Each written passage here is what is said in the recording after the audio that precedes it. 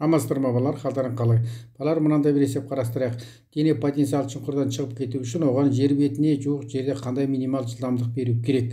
Бұл жылдамдық екінші қарастыру жылдамдық деп аталады. Ол планетарлық ұшу кезінде қажет. А жағдайда зымыран толық энергиясы. Балалар, алдымен біз екінші қарастыру жылдамдықты есептемей тұрып, алдымен бірінші қарастыру жылдамдыққа анықтама берейік, және бірінші қарастыру жылдамдықты есептеп алайық. Яғни жердің тартылыс күш әрекетінен дөңгелек орбита бойымен қозғалыс кезінде алатын жылдамдықты бірінші қарыстылы жылдамдық деп атаймыз. Яғни бірінші қарыстылы жылдамдықтың формуласы А тең болады. Бұл жерде еркін түсу деуіне тең, сондықтан бірден жазып кетейік. Ж тең болады В квадрат бөлінген Р. Бұл бірінші қарыстылы жылдамдықтың формуласы. Осы жерден бірінші қарыстылы жылдамдықтың формуласын тауып алайық.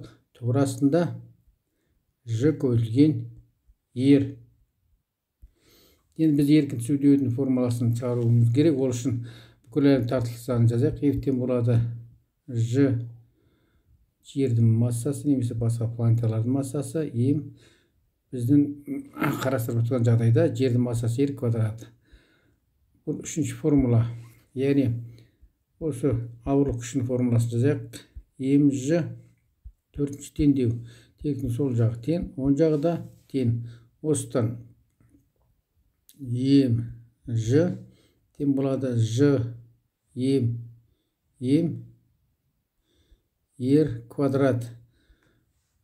Дененің немесе зымыранның массасын қысқартып біз береміз. Осыдан еркін түсу деудің формуласын есептеп шығарып алдық. Ж тең болады Ж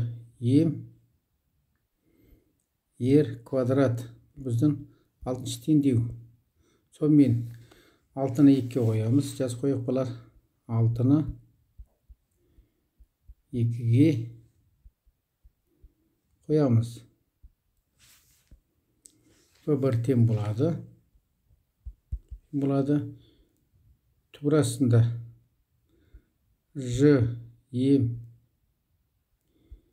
Р квадрат көбейтілген Р. Р квадратымен Р қысқарады. Сонда бізде бірінші қарыстылы жылдамдықтың формуласы Ж жер үшін Р туғрасында жетінші теңдеу болды. В1 тең болады Ж көбейтілген М бөлінген Р болды. Енді орнына қойып есептейтін болсақ балар, В1 тең болады 6,67 10-11 дәресі ньютон көбейтілген метр квадрат бөлінген килограмм квадрат көбейтілген 6,10-24 дәресі килограмм бөлінген 6400 6,14 10-ның 6 дәресі жердің радиусы балар. Бұл жердің маңайында айналып жүр ғой. Метр туғрасында. Енді килограмм мен килограмм қысқартайық балар. Метр мен метр қысқартайық. Енді балар бізде ньютонымыз килограмм метр квадрат секунд квадрат. Сонда килограмм мен қысқаратта метр квадрат секунд квадраттан метр секунд шығады. Яғни бірлігі шықты. Есебіміз дұрыс деген сөз. Плюс 6 үстіге шығады. Минус 6 17 24-тен 17-ні 18-ге келтірейікші балар. 64 үстін 60 6,67 оны минус 2 деп келтірейік. Сонда 18 6 6-тан 10 3 дәресі шығады. 10 3 дәресі шығады. Көбейтіп бөлетін болсақ балар 7,19 өзіміз білеміз де балар бірінші қарыстылы жылдамдық формуласын. Сонда бірінші қарыстылы жылдамдығы жуық шамамен 8 километр секунд болды. Егер біз осы жерден ұшырылған зымыранға бастапқы жылдамдық 8 км секунд жылдамдық беретін болсақ, онда ол жердің тартылыс күшін жеңе отырып, жердің серігіне айналып, дөңгелек орбита бойымен қозғалысқа келеді екен. Енді екінші қарыстылы жылдамдықты шығару үшін біз балар алдымен мына 2.52 суретке қарай. Бұл жерде энергия сақталу заңы бойынша есептеп шығарамыз. А нүктесінде зымыранның толық энергиясы потенциалдық және кинетикалық энергияның қосындысына тең. А нүктесіндегі. Яғни толық энергия потенциалдық энергиямен кинетикалық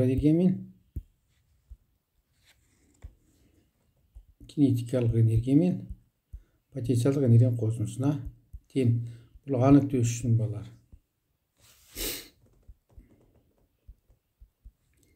Нүктесі үшін енді осыны жазайық балар. Толық энергиясын М в квадрат бөлінген 2 минус Ж М бөлінген Ер. Бұл біздің екіншіден де болды. Енді В нүктесіне балар. Ол тегістікке ұмтылды. Тегістікке ұмтылса, бізде бұл жерде тоқта қал, жылдамдық қажет жоқ. Яғни жылдамдық шамасы нөлге тең. Потенциалдық энергия тегістікке ұмтылған кезде бұл жерде әсерлесу энергиясы жоқ. Яғни жер ана зымыранды тарта алмайды деген сөз. Бұл жерде сонда екінші жағдайда толық энергия нөлге тең. В нүктесі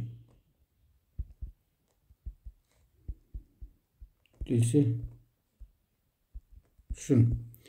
Яғни энергия сақталу заңы бойынша А нүктесінен зымыран В нүктесіне ұшқан кезде толық энергия сақталады. Яғни біздегі М в квадрат бөлінген 2 минус болып тұрған себебі потенциалды шұңқырда тұр балар. М бөлінген Ер тең болады 0. Ары қарата. Сонымен бізде сонда мынау екінші қарсы жылдамдықты тауып жатырмыз. Сондықтан 2 деп жазып қояйық балар бұл жерге. Сонымен М В2-нің квадраты бөлінген 2 тең болады Ж М бөлінген Ер. Бұл біздің төртінші формула болсын. Қарсы зымыранның массасын қысқартып жіберейік.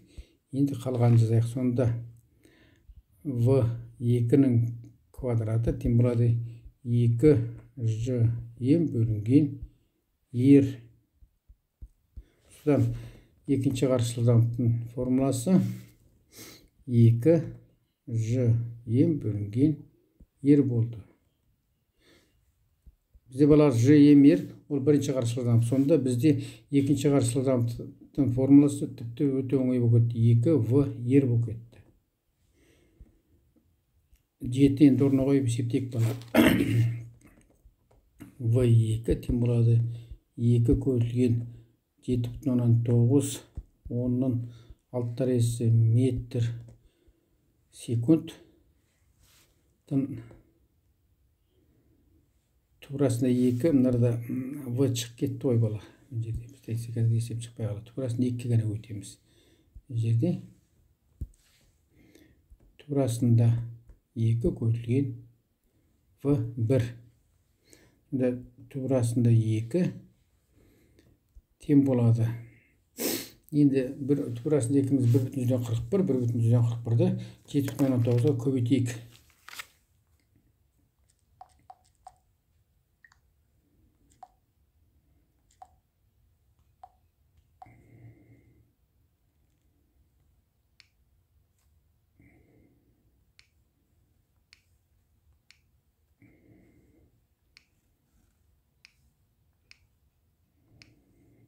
Он 11,12 деп жазсақ. 11,12. Нарда бізде төрден шыққан, сондықтан 6 емес 3 дәреже. Түзей салайық балалар. Өтпейді. 12 километр секунд. Сонымен балалар, екінші қарсы жылдамдықтың мәнін есептеп шығардық. 11,12 километр секунд. Бұл балалар жердің тартылыс күшінен шығып кетіп, парабола траекториясы бойымен қозғала отырып, басқа планеталарға сапар шегуге қажет екен. Осымен балалар сабағымыз аяқталды. Қош сау болыңдар.